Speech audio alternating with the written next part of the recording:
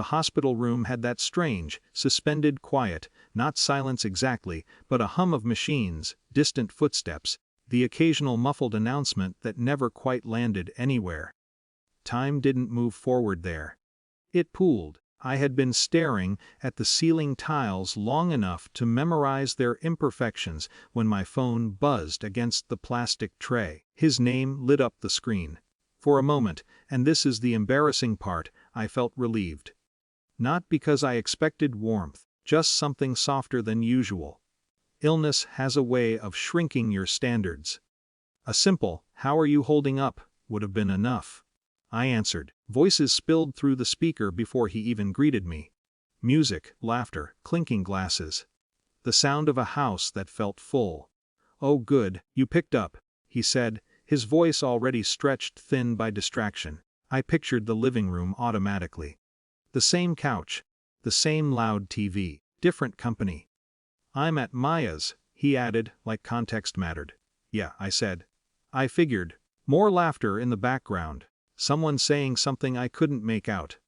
He chuckled in response, not at me, but not at me either.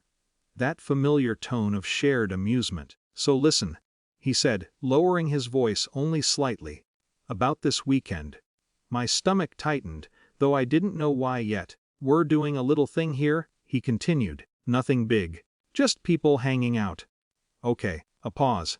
Not hesitation, calibration. And honestly, another soft laugh, like he was about to deliver a harmless observation. "You kind of ruin the vibe, you know. So maybe don't come." The words landed with an odd weightlessness. They didn't explode. They just settled. Behind him, someone laughed loudly at something unrelated. The room on his side of the call remained bright, buoyant, untouched. I didn't speak. Not in a bad way. He added quickly, mistaking silence for offense rather than impact. "It's just energy. Energy." The ceiling tiles blurred slightly, though I wasn't crying. My body was too tired for anything theatrical. The reaction was smaller, tighter, like something folding inward. It wasn't even new information. That was the part that stung. It was confirmation, not revelation. I had always been a bit much, too quiet, too serious, too something. Families rarely need precise language for these things. Still, hearing it while tethered to an IV line introduced a peculiar clarity. "Got it," I said. He exhaled, relieved. "You're good." "Yeah." Another burst of laughter from his end. Someone asked him something. "Anyway," he said. "Rest up." Before he could slide comfortably back into the noise, I heard myself speak again. "No problem," I said, my voice steadier than I felt. "I'll just stop the payments." A beat. What?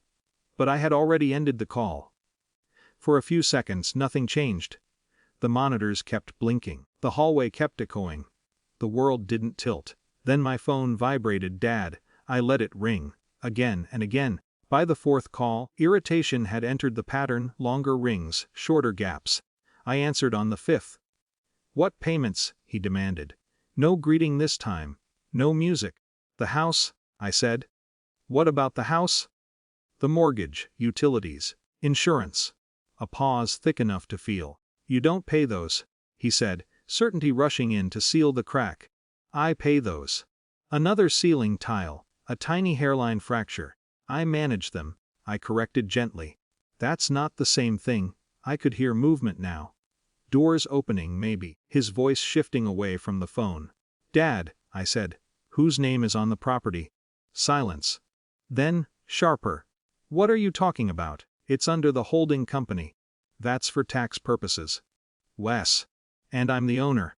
Another pause. "Dad." There's a specific kind of quiet that follows structural information. It isn't emotional. It's mechanical, like gears suddenly misaligned. "You're joking," he said. "I'm not." He laughed then, reflexive, brittle. But underneath it, something had begun to move. "I signed everything," he insisted. "I remember signing." "You signed operational documents." "I built that house." "I know." More movement, a distant click. His voice returning, thinner now. "You wouldn't," he said.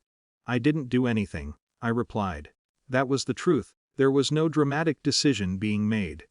Only an absence of continuation. Later that evening, while I was half asleep, my phone lit up again. This time it wasn't him.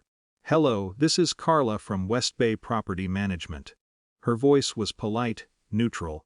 The tone of someone standing inside policy rather than conflict. "We just received an instruction regarding account suspension," she continued. "There seems to be some confusion on site." In the background of her call, I could hear him. Not yelling. Arguing. The difference mattered. "I need to speak with the owner," he was saying. "You are?" Carla replied calmly. A strange stillness spread through my chest, not satisfaction, not anger. Something closer to gravity returning. There were more calls after that. More conversations. More recalibrations. But the real shift had already occurred. Quietly, without spectacle.